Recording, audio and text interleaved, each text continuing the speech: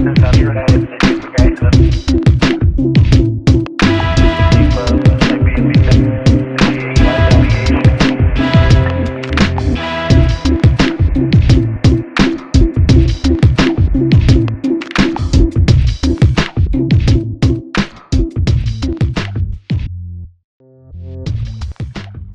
right, we're here in the Holllywood Hills.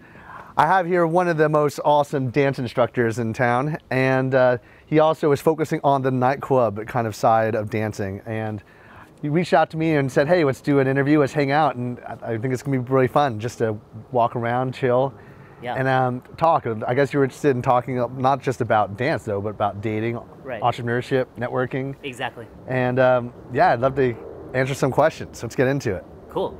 So my name is Chi. I'm the founder of iDance Academy in Los Angeles, and this is going to be episode 4 of Six Figure Artists. I'm here with a very special guest, Nick Kho. He's the founder of RSD, which is the largest dating coaching company for men in the world.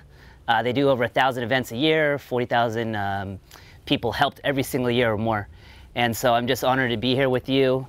Thank you for taking the time out, and yeah, thanks for being on the show today. Yeah, it's been a lot of fun. I always love coming down to my house anyway. You know, I usually travel to Boston on the weekdays, and then I'll come down here to LA on the weekends. And yeah, it's kind of cool. It's kind of like the fast pace for me to be in LA. Vegas is actually where I chill and do my downtime. So let's jump right into it. So let's back it up to how you got into learning the pickup and being how to be more confident with women. And what was that process for you? So I created Real Social Dynamics kind of as a solution to me not being able to understand any dating life aspects of anything. You know, I was a nerd. I was in college. I was throwing really awesome parties because I had saved up a ton of money. I had about $15,000 to $20,000 saved up from like internships from a teenager up until college. And I decided I was going to spend it all throwing parties in college, renting out yachts, separate clubs, doing all sorts of crazy things. And I joined a fraternity and everything, but I did not know how to hook up with girls. I didn't know how to talk to girls or even do anything. So I was kind of just getting people interested in hanging out with me because of my parties, but not being interested in me, for me. I wanted to learn how to get over that. So I went on these internet discussion boards about how to pick up girls. And I learned all this stuff about pickup artistry. Basically, it was a bunch of guys who were brainwashed by the mainstream media to believe that if you're not good looking, if you didn't have money, and if you weren't famous, you couldn't pick up girls unless you used some kind of gimmicks or routines of some kind. And it was kind of like crutches until we figured out that you could actually pick up girls being your authentic self and conveying yourself in a really cool way.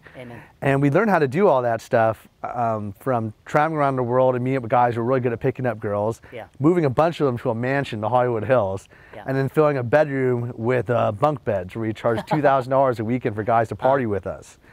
But it was kind of crazy because it all happened in a matter of months, me just doing this. And then it turned into a situation where we had a house that's now on the market for $45 million. We were living in it. It's called Project Holllywood Mansion.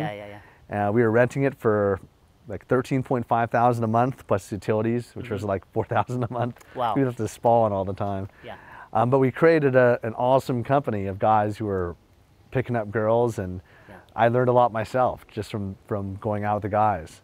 Now I'm married, you know, so I'm not really in the field picking up girls with the guys, but you know, a lot of what we were focusing on was on the mindset. In terms of like guys who are picking up girls, a lot of them view their success with women as a value of how successful they are in life in general. So a lot of guys were doing that to the point where they were so scared, they had fear. Most guys, when they go out to a bar or club, they're not approaching girls constantly either. They're just in a situation where they're stuck. So we wanted to create a situation where you viewed everything like a social experiment, and the process of getting the reference experience from approaching girls was more valuable than anything else. It was the field experience that was king, not necessarily the success, but allowed us to look at things like a lab. And the outer game part of what we teach is about how to convey who you are, using humor, how to use spikes, process of storytelling. The physical engagement also is really important in terms of body language, how you're connecting to people. But what's unique about us that's different is that we actually go out and we video record it. We put it on rsdnation.com, we put it on our YouTube channels, and we take out guys to the bars and clubs with wingmen that actually will pick up girls with you. There's so many people that talk about theory, but they're not actually doing it. So I hired a team of guys that are way better at pickup than any guys I've met, and they teach it every single weekend with students live. So if you could give us 4 or 5 different things, what do you need to be successful with women? Sure. So the first thing that I think that people really need to have is the lack of outcome dependence, because a lot of people will view their success based solely on their outcome of whether they're going to be successful or not. So if they don't get that success, that immediate instant gratification of getting some kind of physical interaction with the girl or like success every single time, they're going to basically view it as a loss overall. And most people, when they lose dependence on the outcome, they're more likely to get that success anyway.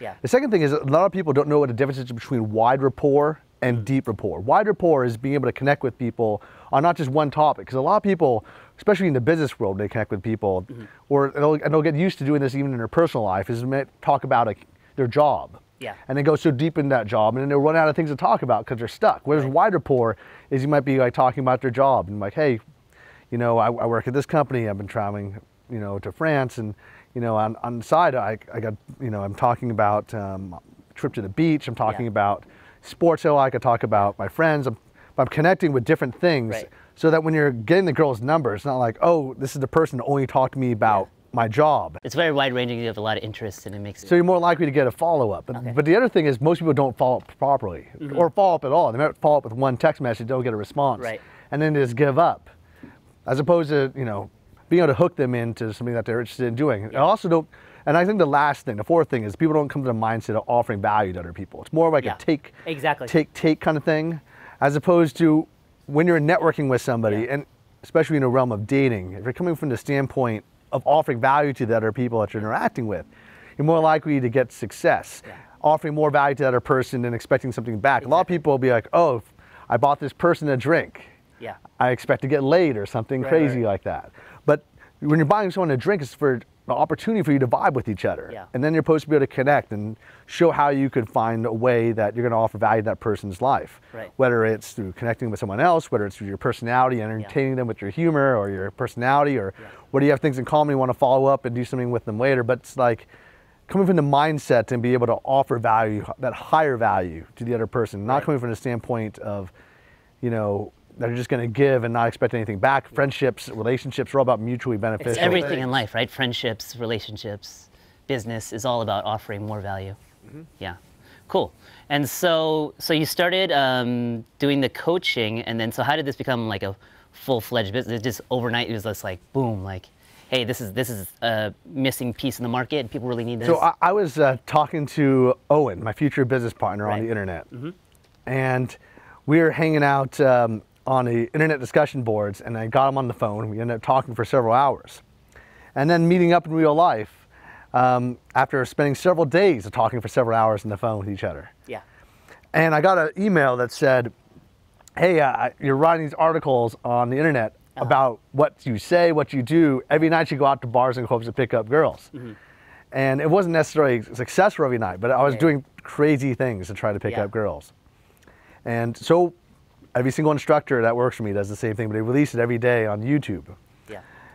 But this one kid, he posted, you know what, I want you to fly down and teach me what you're doing, and I'll pay for your airfare. And so Owen saw this, and he said, tell him that I'm the missing piece of his game and I have to go with him. And he flew down with me. I mean, he trained this guy who was a famous internet troll to get his first kiss. So when people saw him post on the internet, hey, I got my first kiss, no one believed him. They thought he was just lying. And so as a result, we went to New York City and said, anyone wants to meet with us, do so. And then we told stories for a couple hours and said, hey, if you want to go out to bars and clubs and see if what we're talking about is real, come, give us $600. And if one of you guys show up, it'll cover my flight. But a dozen people showed up, and they gave us $600. And the next weekend, the same thing.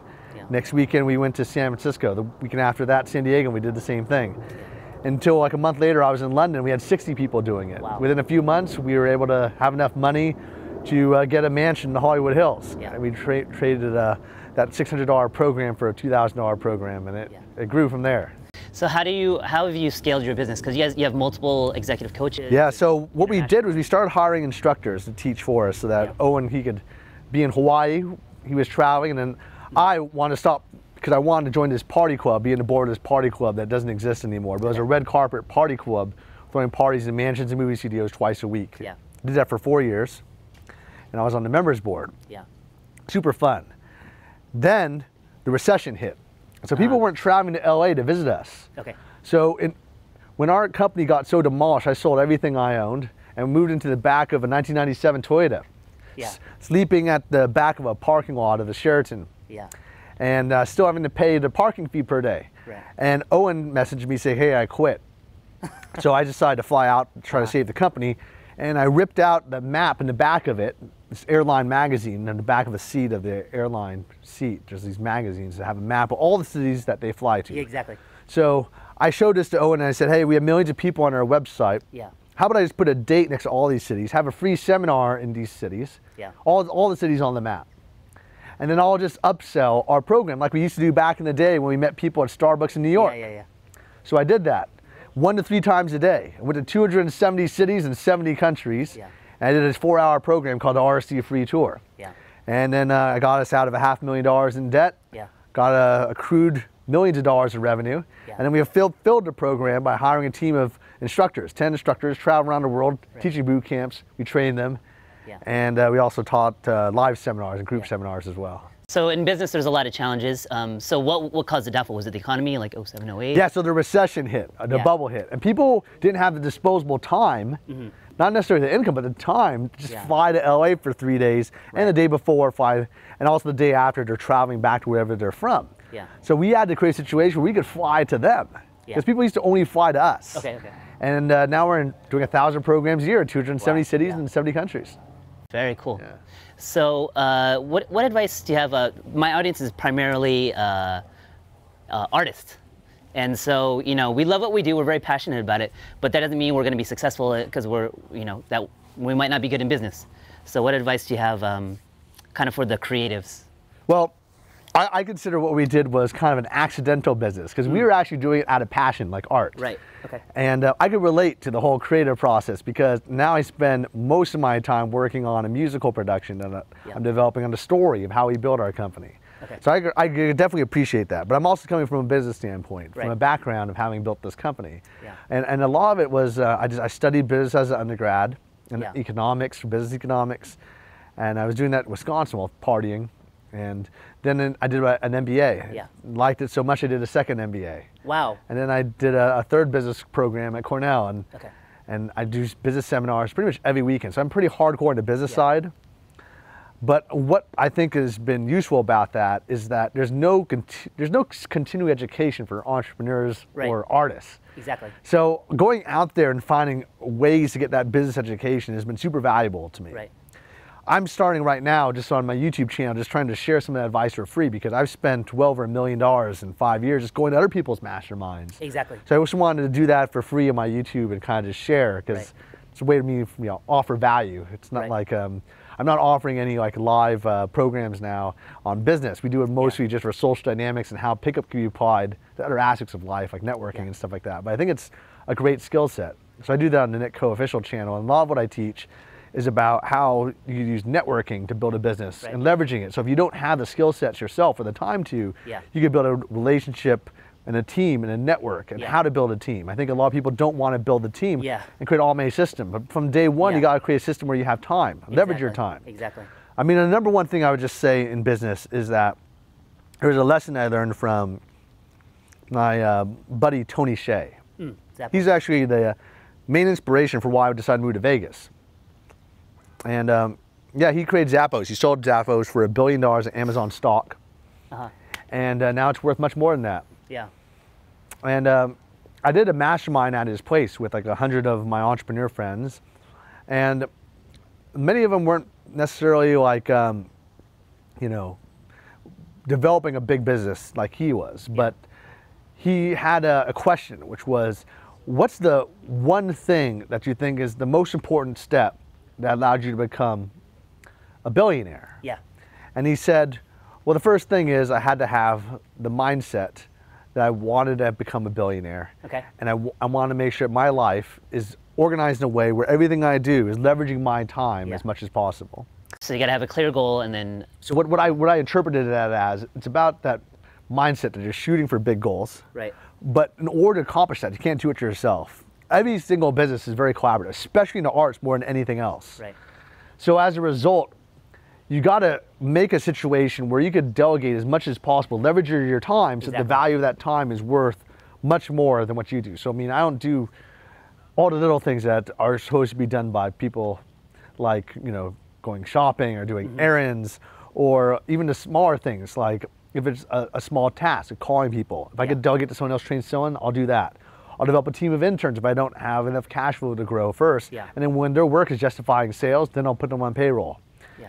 I've done that so much, I had well over 1,000 weekend volunteers working for me and 200 20-hour-week interns who work for free. Yeah. And then I would say about 5% of them will get put on payroll because they actually do their job and they actually get an ROI. But I mean, in the meantime, they get value from learning from our programs, or to learning the skills that I developed. If you're an artist, you can teach other people that art, that trade, and leverage that skill and time. And a lot of people don't want to do that because it takes a lot of time. And also, I would say half of the people that you train won't produce the results. You're wasting your time again and again and again until you get the right people. Yeah. But if you do that enough, you leverage your time, you build a team. I do that all the time. I know that I'm going to lose money and time trying to train other people in the short run, though. In the long run, I'm able to do things that allow me to live an amazing life, a life that I couldn't live if I didn't have a team. Exactly. So I mean, I'm in an awesome house in the hills. I'm about to travel around the world on a tour, on a vacation for, you know, a bit, and you know, I'm able to have a team that's able to do video recording, and I can't do that if I'm just a one-man team. So even if I was like a 10-man team, so I build teams of teams of teams, and I keep growing. And most people don't try to do that. You don't have to do it that way, but if you want to do something that's really big, that's what you have to do. Okay, so basically outsource as much as possible, build teams and systems, automate things. Yeah, so I mean, in terms of outsourcing, I usually prefer like more the process of insourcing, where I train everyone. Okay. So basically what I do from the beginning, especially if it's like a mentoree program, I usually try to train someone so they could do their job at first, at least in the first 3 months. If they could do their job half as fast as I could do it, then I'm happy. Especially since they're working for free. Like I'm training people. I'm usually training up to 9 people at a time. You know, so then what I'll try to do is leverage their time so they could train people. They could be put on payroll, they could train people below them and build their team. But I mean, I know that for Vern Harnish, who created the Entrepreneurs Organization and also Gazelle's training, he always says that you can't really have more than 10 people in a team at a time successfully. You could have teams of people that are all on part of one larger team, but direct people you supervise. That's what the situation is. So you've been able to become a millionaire, live a very good life, have a lot of freedom, and what has made you successful? And don't be humble at all. Well, the thing is, when I created this company, it wasn't the idea that you could create a company on how to pick up girls, and that was what I was investing in. If I was, that would be really silly. What I was investing in was I created and just networked with people that were just really intelligent.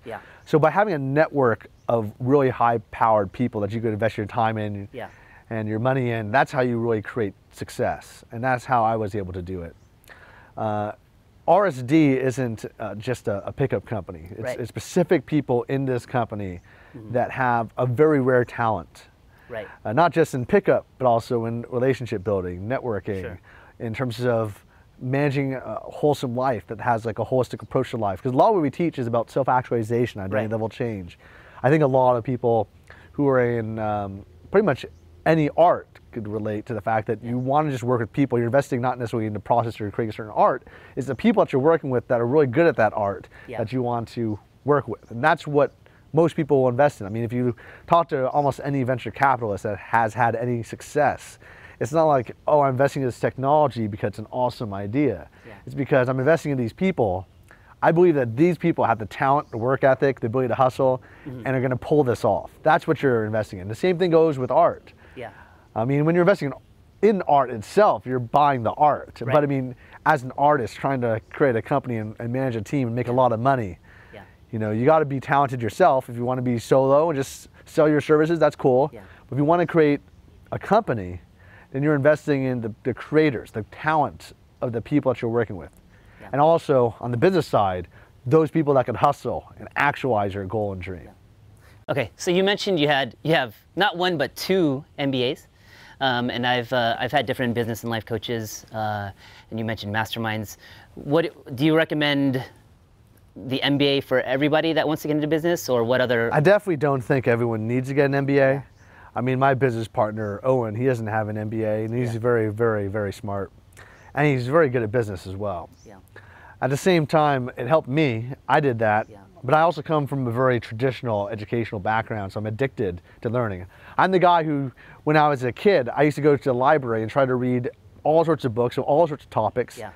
Just because I felt like if I was missing any knowledge whatsoever, yeah. I was missing on something that could help my life. Exactly. And also I had a mom who was a kindergarten teacher, a dad who was a university president. Wow. And as a result of that formal education background, I got addicted. I mean, I've been in college now for 15 years. Yeah. I'm now studying law at Harvard. After this, I'm probably going to do something else as well in a university setting. So, I mean, I'm a very untraditional kind of student. Yeah. You know? But at the same time, I think it helps a lot. I don't think you necessarily have to go to, say, an MBA program. Yeah. You can do weekend seminars, you can have mentors. Sure. A lot of people just don't network with people that are always successful and ask questions Right. like yourself. Yeah. You know, if you're just walking up to people that they want to talk to and just say, hey, I'd like to come over, I'd like to talk, share some ideas with you, Yeah. then they could get those ideas actualized. Yeah. They could get those ideas put into a solution for them. Mm-hmm. They could have a game plan or a blueprint or something like that. And a lot of people just want to help people for the fun of helping people. I mean, that's Yeah. why I'm doing this. Yeah. I'm not making money off my YouTube channel. There's no advertising. Yeah, yeah.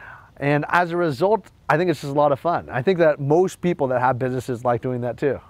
Yeah, yeah. I mean, it's all about helping others, and for me, it's like helping others get past what I went through. Like, I'm naturally an introvert, and that's how even though actually I was a dancer, I didn't know how to talk to girls, and so that's how I discovered the book, The Game, and actually RSD was the first CDs I listened to, actually.